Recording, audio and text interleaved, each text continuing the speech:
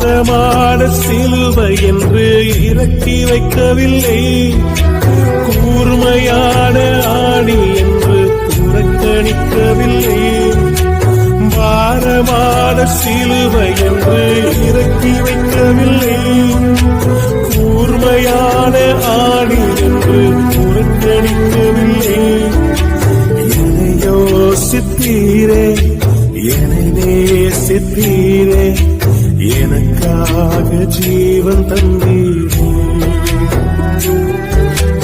என்னை யோசித்தீரே, என்னை நேசித்தீரே, எனக்காக ஜீவன் தந்தீரே.